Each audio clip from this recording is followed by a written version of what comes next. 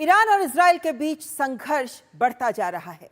Iran ने पलटवार करते हुए बीती रात इजराइल पर बड़े पैमाने पर बैलिस्टिक मिसाइलें दागी, जिससे इजराइल के रिहायशी इलाकों में काफी नुकसान पहुंचा। 3 लोगों की मौत भी हुई है। इस बीच इजराइल के रक्षा मंत्री ने चेतावनी देते हुए कहा है कि अगर ईरान इजरायली नागरिकों पर मिसाइलें दागता रहा तो तेहरान में भारी नुकसान होगा। इजराइल और ईरान के बीच जवाबी हमले। ईरान की अमेरिका, ब्रिटेन और फ्रांस को चेतावनी। इजराइल की मदद करना होगा हमला। ईरान और इजराइल के बीच संघर्ष के ये 2 नजारे आपसी हमलों की विभीषिका को बयां कर रहे हैं। कई मंजिलों की ये आलीशान इमारतें अब मलबे के ढेर में तब्दील हो चुकी हैं और टकराव बढ़ता ही जा रहा है। दोनों तरफ से जानमाल की काफी हानि हो रही है। इजराइल और ईरान के बीच तनाव चरम पर है। ईरानी समाचार एजेंसी ने शनिवार को उत्तर पश्चिमी तबरीज रिफाइनरी के पास एक इजरायली हमले की खबर दी है। इससे पहले ईरान ने बड़ा पलटवार करते हुए बीती रात इजराइल पर बड़े पैमाने पर बैलिस्टिक मिसाइलों से हमला किया। ईरानी मीडिया के मुताबिक 100 से ज्यादा मिसाइलें इजराइल के विभिन्न शहरों की तरफ दागी गईं, जिसके बाद तेल अवीव और यरूशलेम में विस्फोटों की आवाज सुनी गई।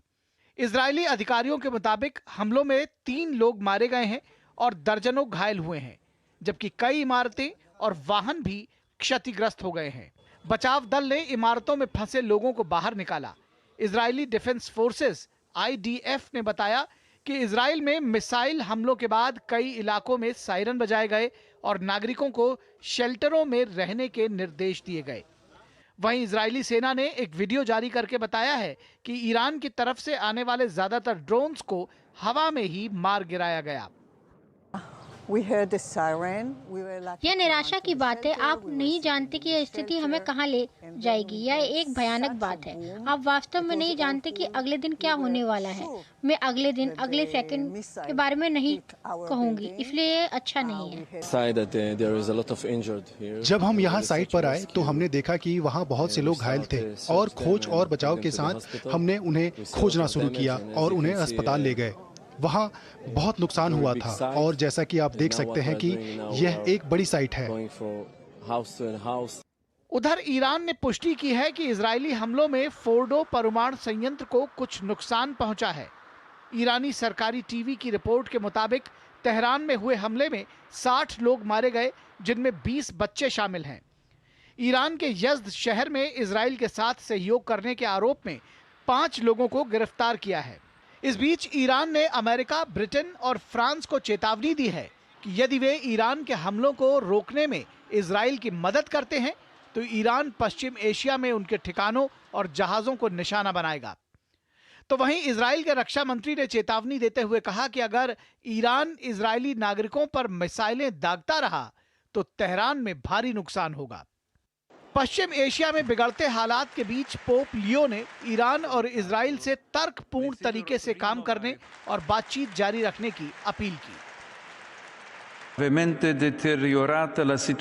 ईरान और इजराइल में स्थिति गंभीर रूप से खराब हो गई है और ऐसे नाजुक क्षण में मैं जिम्मेदारी और तर्क की अपील को दोहराना चाहता हूं। परमाणु खतरे से मुक्त एक सुरक्षित दुनिया के निर्माण की प्रतिबद्धता को सम्मानजनक और ईमानदार बातचीत के माध्यम से जारी रखना चाहिए।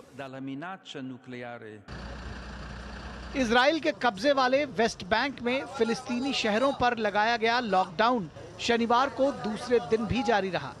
इजरायली सेना ने वेस्ट बैंक के विभिन्न शहरों और कस्बों के प्रवेश द्वारों को बंद कर दिया। हालांकि फिलिस्तीनियों ने बंद होने पर चिंता व्यक्त की।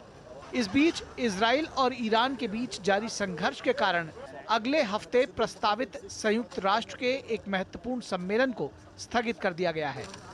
इजराइल और फिलिस्तीन के लिए द्विराष्ट्र समाधान पर इस सम्मेलन का आयोजन किया जाना था। फ्रांस और सऊदी अरब को इस सम्मेलन की सह अध्यक्षता करनी थी। Bureau report, DD news.